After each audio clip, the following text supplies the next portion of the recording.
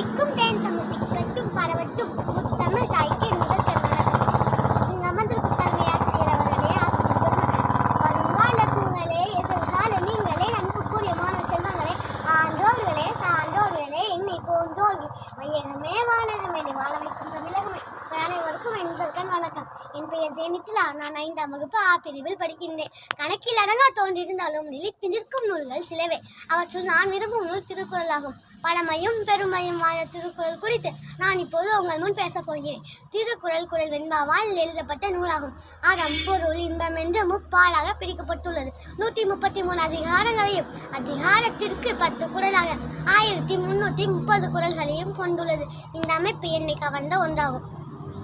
திருக்குறள் மதம் இனம் மொழி வேறுபாடின்றி அனைவருக்கும் பொதுவான ஒரு நூலாகும். ஒரு நூல் அனைவருக்கும் பொது என்பது மிக சிறப்பானது. திருக்குறள் 2 அடி சுருங்க சொல்லி விளங்க வைப்பதில் இதற்கிணை வேறு எதுவும் இல்லை.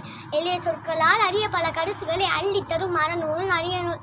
திருக்குறள் உயரிய நோக்கத்துடன் எழுதப்பட்டதால் இந்த குறளின் சிறப்பு மிக பெருமைக்குரியது. திருக்குறள் அறிய பல கருத்துக்களை கூறுகிறது.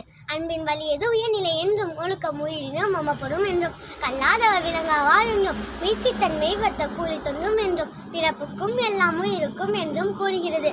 திருக்குறள் பல்வேறு மொழிகளில் மொழிபெயர்க்கப்பட்ட சிறப்பை பெற்றுள்ளது. பலரும் திருக்குறளுக்கு உரை எழுதியுள்ளனர்.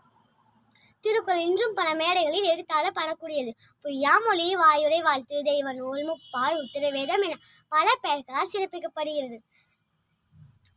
திருக்குறள் அகர முதலி என்று ஆவில் தொடங்கி முயங்க பெரி நின்று இன்னில் முடிவடைகிறது. இவ்வாறு பல சிறப்புகளை பெற்று 11 கீழ்கணக்கு நூல்களில் ஒன்றாக உள்ள திருக்குறளே நான் விரும்பும் நூலாகும்.